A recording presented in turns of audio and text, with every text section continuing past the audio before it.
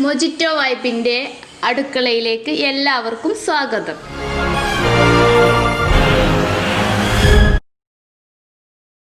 ഇന്നുണ്ടാക്കാൻ പോകുന്നത് പാലക്കാടൻ സ്റ്റൈലിലുള്ള ഒരു അടിപൊളി ഉണ്ണിയപ്പമാണ്. ഇതിലേക്ക് ആവശ്യമായിട്ടുള്ള സാധനങ്ങൾ: ഫസ്റ്റ് അരിപ്പൊടി 2 കപ്പ്, മൈദ 1 കപ്പ്, അമൃതം പൊടി 1 കപ്പ്, ചെറിയ ജീരകം 2 ടീസ്പൂൺ, ചുക്ക് പൊടിച്ചത് 2 ടീസ്പൂൺ, ഏലക്ക ഒരു 10 ഏലക്ക എടുത്തിട്ടുണ്ട്, കറുത്ത എള്ള് 2 ടീസ്പൂൺ, ഉണക്കത്തേങ്ങ 1 മുറി ഉണക്കത്തേങ്ങ, ചെറുപഴം 4 എണ്ണം എടുത്തിട്ടുണ്ട്, 8 അച്ചോളം ശർക്കര, ഈ സൈസിലുള്ള ശർക്കര, ഉപ്പ് ആവശ്യത്തിന്, അപ്പസോഡ 1 പിഞ്ച്. നേരത്തെ എടുത്തു വെച്ച അരമുറി തേങ്ങയും അതുപോലെ തന്നെ 10ഓളം ഏലക്കും കൂടെ ചെറുതായി സ്ലൈസ് ചെയ്ത് നെയ്യിൽ വാട്ടിയിട്ടുള്ളതാണ് ഇത്. വെളിച്ചെണ്ണയിൽ വേണമെങ്കിലും ഇത് വഴറ്റിയെടുക്കാവുന്നതാണ്. ഞാനിപ്പോൾ നെയ്യിലാണ് വഴറ്റിയിട്ടുള്ളത്. കാരണം നെയ്യിൽ വഴറ്റിയാൽ ഒരു പ്രത്യേക ടേസ്റ്റാണ് ഉണ്ണിയപ്പത്തിൻ്റെ സ്വാദ്.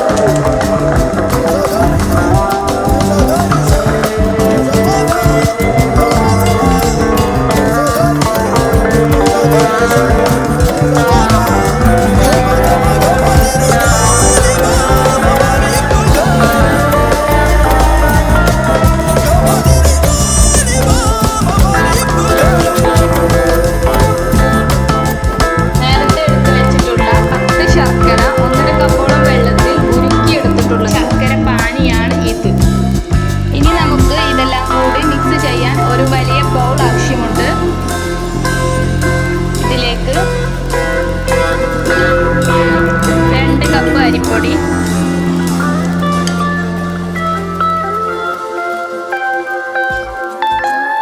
1 കപ്പ് മൈദ,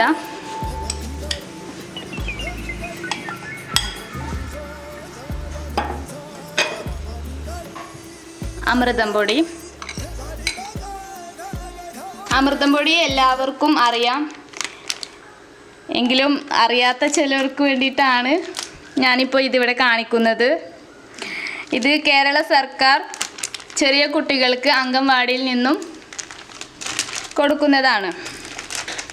പലരും ഈ അമൃതം പൊടി ഉപയോഗിക്കാതെ വെറുതെ കളയാറാണ്. പക്ഷേ ഇതുകൊണ്ട് പല പലഹാരങ്ങളും ഉണ്ടാക്കാവുന്നതാണ്. പലർക്കും ഇതിൻ്റെ ഉപയോഗങ്ങൾ അറിയാത്തത് കൊണ്ടാണ് ഉപയോഗിക്കാതെ വെച്ചിരിക്കുന്നത്. പക്ഷേ ഞാൻ ഇതുകൊണ്ട് കേക്ക്, അതുപോലെ തന്നെ അരിയുണ്ട എല്ലാം ട്രൈ ചെയ്തിട്ടുണ്ട്. നല്ല ടേസ്റ്റാണ്. അരിയുണ്ടയും കേക്കും മറ്റൊരു വീഡിയോയിൽ ഞാൻ ഉണ്ടാക്കി കാണിക്കാം. അപ്പോൾ ഇത് നന്നായിട്ട് മിക്സ് ചെയ്യാം. അരിപ്പൊടിയും മൈദയും നമ്മുടെ അമൃതം പൊടിയും കൂടി നന്നായിട്ട് മിക്സ് ചെയ്യാം. ഇതിലേക്ക് നേരത്തെ നമ്മൾ നെയ്യിൽ വഴറ്റിയെടുത്തിട്ടുള്ള തേങ്ങാക്കൊത്താണ് ഞാനിതിലേക്ക് ഇടാൻ പോകുകയാണ്. ചെറിയ ജീരകം ഒരു 2 ടീസ്പൂണോളം ഇടാം.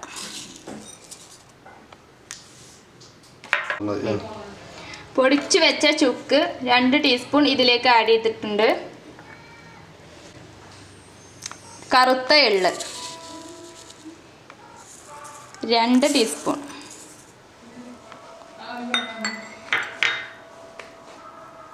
അപ്പസോഡ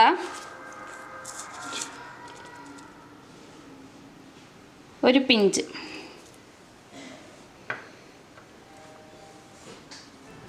ഉപ്പ് 1/2 ടീസ്പൂൺ.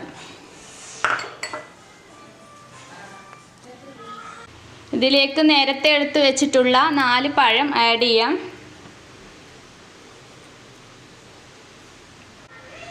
പഴം നിങ്ങൾക്ക് വേണമെങ്കിൽ ചെറുതായിട്ട് ചെറു കഷ്ണങ്ങളാക്കി അരിഞ്ഞു വേണമെങ്കിലും ഇടാവുന്നതാണ്. ഞാനിപ്പോൾ ഇവിടെ ബീറ്റർ കൊണ്ടാണ് ഇത് മിക്സ് ചെയ്യാൻ പോകുന്നത്. അതുകൊണ്ടാണ് ഓരോ പഴം അങ്ങനെ ഇട്ടിട്ടുള്ളത്. ഇനി ഇത് നന്നായിട്ട് മിക്സ് ചെയ്യണം. നമ്മുടെ അരിപ്പൊടിയും അമൃതം പൊടിയും പിന്നെ മൈദയും കൂടെ എല്ലാം കൂടെ നന്നായിട്ട് മിക്സ് ചെയ്യണം.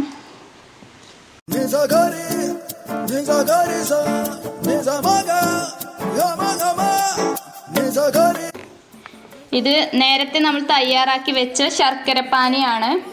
ഇനി ഇതിലേക്ക് ഈ ശർക്കരപ്പാനി ആഡ് ചെയ്യാം.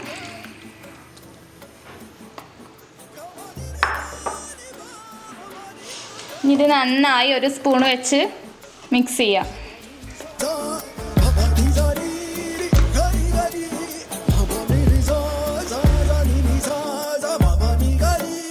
ഇനി നമുക്ക് ഇത് ഒരു ബീറ്റർ വെച്ച് നന്നായിട്ട് മിക്സ് ചെയ്യാം. ബീറ്റർ ഇല്ലെങ്കിൽ നന്നായിട്ട് തവി കൊണ്ട് മിക്സ് ചെയ്താലും മതി. എൻ്റെ അടുത്ത് ഇപ്പോൾ ബീറ്റർ ഉള്ളതുകൊണ്ട് ഞാൻ ബീറ്റർ ഉപയോഗിക്കുന്നു.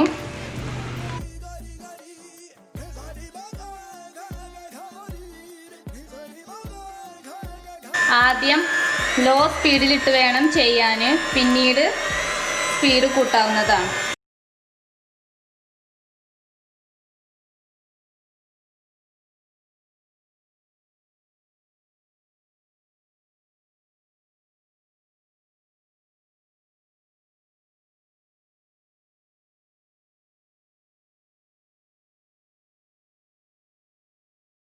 ഹീറ്റ് ആയിട്ടുണ്ട്.